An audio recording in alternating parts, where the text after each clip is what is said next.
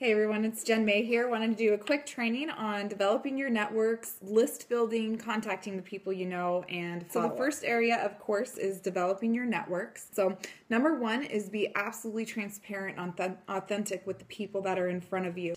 Second thing is resonate and relate with the people that you're personally connecting with, allowing yourself to really become a little vulnerable with your own experiences in those areas. The third, of course, is connect with at least 3 to 10 new people a day, online and offline, allowing yourself to really create the connections necessary, the amount of connections necessary to bring your networks higher on a daily basis.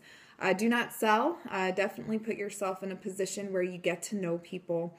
Next one, of course, is genuinely caring about building the relationship at hand. We all tend to get focused on maybe what we're selling or, what business we're in or what we want that person to do for us. But it's really not about that. It's about the person in front of you.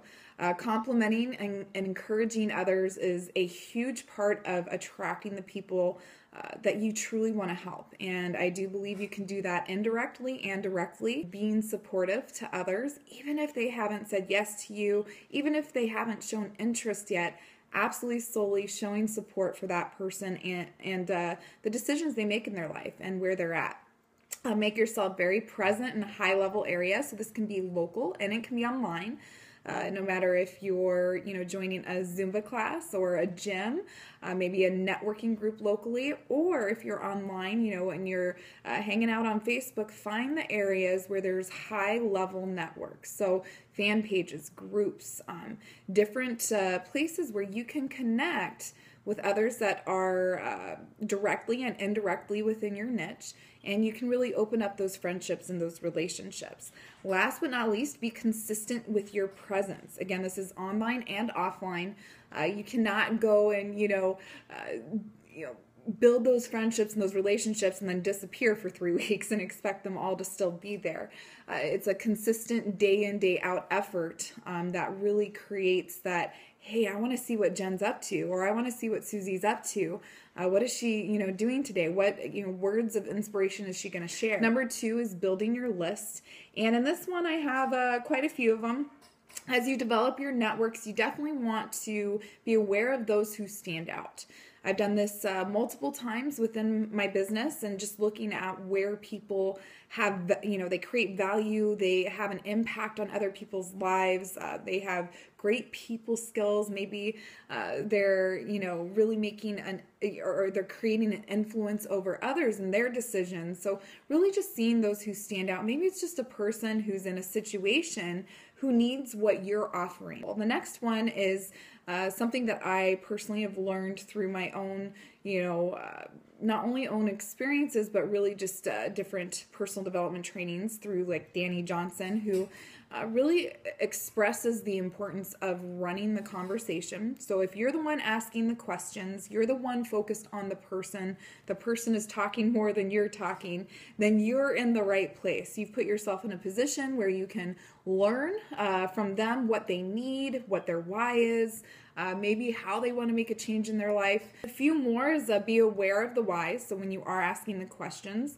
remember those things. Step away. Don't write it down while you're right in front of the person chatting with them. But, when you step away from that conversation, go write some notes down about what really, impacted that conversation. What was it that stuck out to you as to how what you have would change their life? Ask for referrals through people even if somebody's not interested in what you have. Say, hey, do you know this person who's looking for this? Or I really need your help. I'm looking to make a difference in people's lives this way. Do you know anybody who is looking for that? Of course, participate in networks that could be potential prospects. So putting yourself in, like I said before, groups, online and offline, where you can actually, find those people and build those friendships that will, in the future or even right on the spot, become a potential prospect. Don't go anywhere without saying hi to people or putting a smile on your face, opening up friendships, everywhere I go, no matter if it's the bank or the grocery store, I'm getting to know somebody. And I'm allowing my posture and my energy to influence their life. And even if I don't walk away with a name and a number, at least I know I made a difference. At least I know, maybe I was the only person that smiled at them that day. Last but not least, building your list. Show you care for someone else's life. Genuinely care.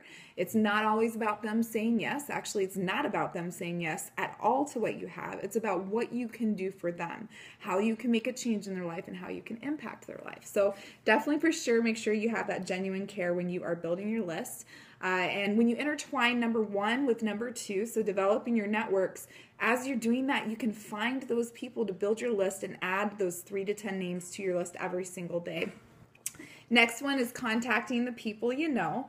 And this area, I do believe it can get a little, sticky at times or frustrating because you're worried about what they think of you, or that you're going to go try and sell them, so they're going to say no. So I'm going to give you a few tips on how to really build that foundation where people will say yes. So the first one is let people know that you have a certain amount of time. If you structure your time and you share that it's important, they're going to believe that what you have going on is important. So a lot of times when I get on the phone, I'll be like, hey, Susie, I got 5-10 minutes here.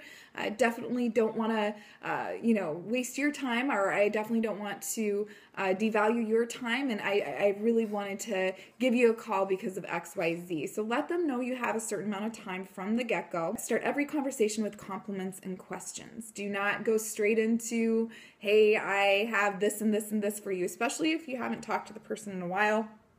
Very, very, very important to ensure that you care about them and that you really build that foundation of rapport and trust again. Be more interested in them versus what you have to offer.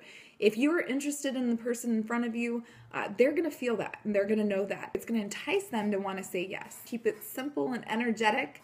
The more energy we have, the more we smile, the more, even if it's over the phone, people can see and feel your smile over the phone. Don't over talk. Don't overthink what you're going to say. Get on and really come from just your heart. Come from a place where you actually really care about the person that you're speaking with. Show your passion and enthusiasm. In addition, your posture has to be upright and truly coming from a place of belief.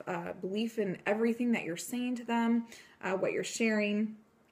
Don't leave any conversation without another step to somehow contact them or meet up with them.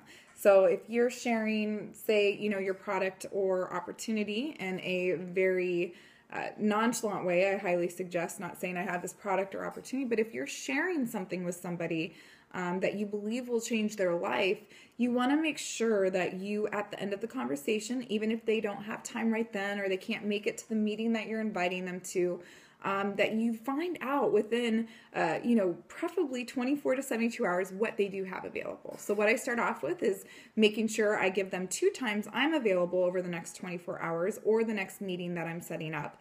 And invite them to that. If they say no, then I say, okay, between now and tomorrow at 10 p.m., what 2 times work best for you?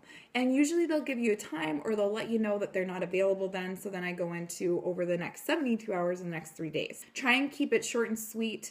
Definitely if you're sharing something that is going to make a change in somebody's life, you want them to stay in that excitement mode. So you want it within 72 hours usually for that next meetup. Leave yourself at the door. It's not about you. It's about the person in front. Fortune is in the follow-up. As we all know, we hear this all of the time if you are an entrepreneur.